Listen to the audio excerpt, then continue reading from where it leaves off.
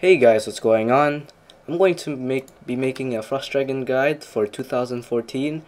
The problem I've seen with the other ones is because they say you need a super Antifire or a DFS with an Antifire, and for me, I really have no problem with that.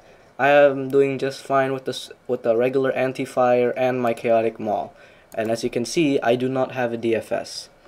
So this is basically more for a lower level guide, for those who are just getting started from Frost Dragons and they really don't want to spend the dungeoneering tokens for chaotic rapier, or for those who don't have a high enough prayer level for things like soul split or stuff like that. Kind of like me, I only have 57 prayer, but I still do just fine.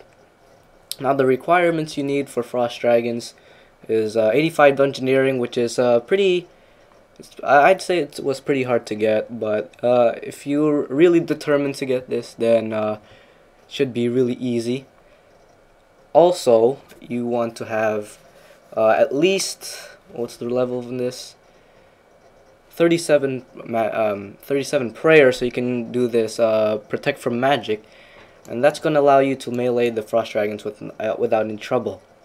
Now the inventory setup I'm using is I have one Antifire, one super restore flask for a prayer, one war tortoise, but you could really use anything. You could use a spirit bird, or you could use a pack yak if you really could.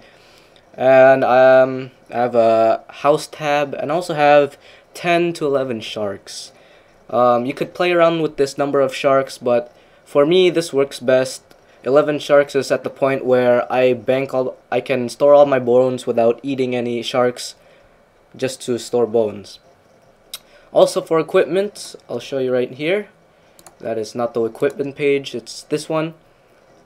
So as you can see, my gear setup right now, I have a Fury, a Fire Cape. This could be replaced with something like a Glory, and the Fire Cape could be replaced with something like a Skill Cape, or an Obsidian Cape would do just fine. I have Verax. You could really use any barrows. I wouldn't recommend going anything under barrows because they really do hit hard with melee attacks. But Verax seems to be the best for me because they give that bit of a prayer bonus. I also have my chaotic maul. I have rock shell gloves because I really don't know what to put for the gloves. I have dragon boots and a ring of wealth. Yeah, so any of these can be really switched out. If you have anything better, then of course use that. If you have Drygores, and use Drygores. This is the setup that works for me, and I really wouldn't recommend going under this unless you want to bring extra food or anything like that. Yeah. Okay, so the way we get to Frost Dragons is really simple. There are two ways you can really get there. The first way is to teleport to the Port Sarim lodestone, and it will get you up to here, and run south to the dungeon right here. Or the other way you could go is if you have fairy rings enabled, then you can go to the fairy ring AIQ and then run north into this. So I am going to go fairy ring because I've completed the third quest, which allows me to go into fairy rings without the staff, and so yeah, that's what I'm gonna do. Also, another notice, if you want to bring a superset, you could. If you want to bring extremes, you could, but usually I don't. I just drink it at the bank, and I just run towards fairy rings. So, yeah. So, as you can see here in a minute, I'll get there in a sec. All you want to do is follow my route. I'll fast forward the clip up a bit.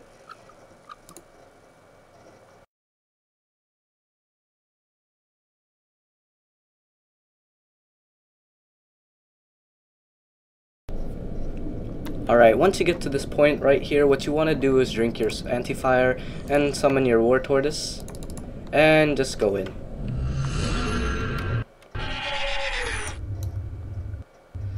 Now the thing I want to say is that you always want to be protect from mage no matter what, because Frost Dragons have two attack modes. They have range or mage. As you can see, these two are attacking with mage.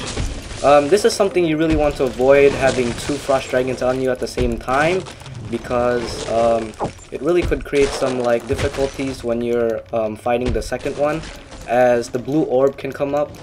But with this method, if you take them on one by one, as you can see, there's a blue orb. You want to avoid that, avoid attacking the frost dragon once the blue orb is up. But once it's gone, then you can safely attack it. But the reason why you go one by one is because you usually can kill frost dragons before the blue orb spawns. So if you use a chaotic rapier and a DFS, then you usually get to that point where the blue orb spawns and you have to wait a bit. You have to sit around while frost dragons taking hits at you, and that's really not what you want.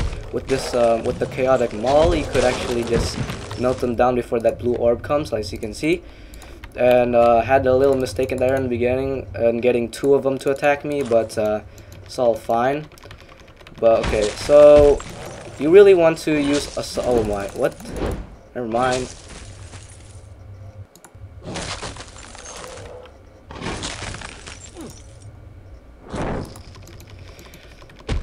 Alright, but anyway, usually the blue orb never comes up for me that early, but if in rare cases that happens, then it's really dangerous, especially when you're doing your threshold ability, Assault. But as you can see, it all depends on like how lucky you are. Some trips you go like flawless and you don't get hit at all from the Dragonfire, but some like trips you actually get hit really hard. And so you see I'm already down at like little health, but I'm still able to kill frost dragons, so that's the plus side.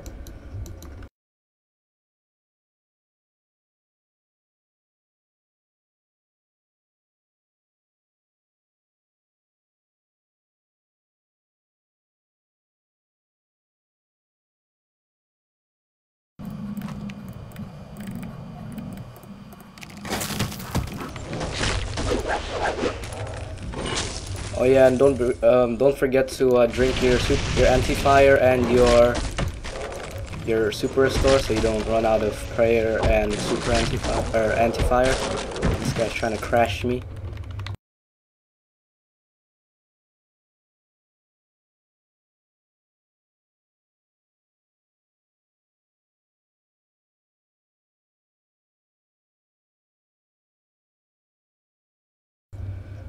Alright, sometimes you get lucky and get shark drops, which I was very fortunate because I'm running a bit low on food. But the only reason I'm running a bit low on food is because I accidentally attacked those dragons with the blue orbs and I got hit with 2 at the beginning there. But usually if you try to prevent that from happening, then 10 or 11 sharks is all you really need. Unless you're using like a lower tier armor than me, then you could use like, you could bring more food or store some in your war tortoise. So yeah.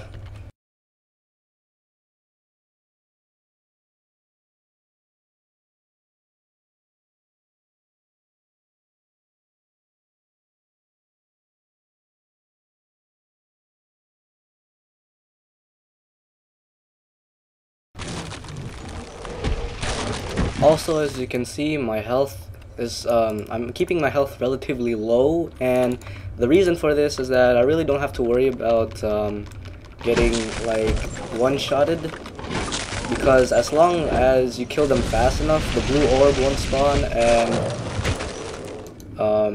and so you won't hit yourself for like 100% damage, and that's why.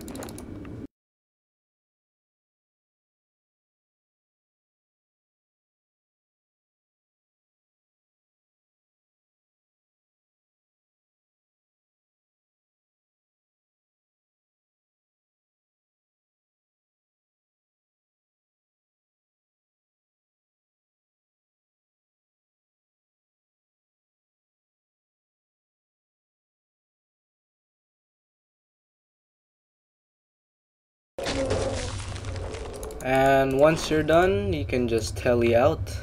I prefer tele to house because I have an altar in my house, and so I could just quickly restore my prayer and then get a move on. And then go to Varrock and sell my bones. But yeah, that's basically it on how to kill frost dragons without super antifires or DFS, just a chaotic maul and just regular antifires. So yeah, let's recap over some things, important things to note.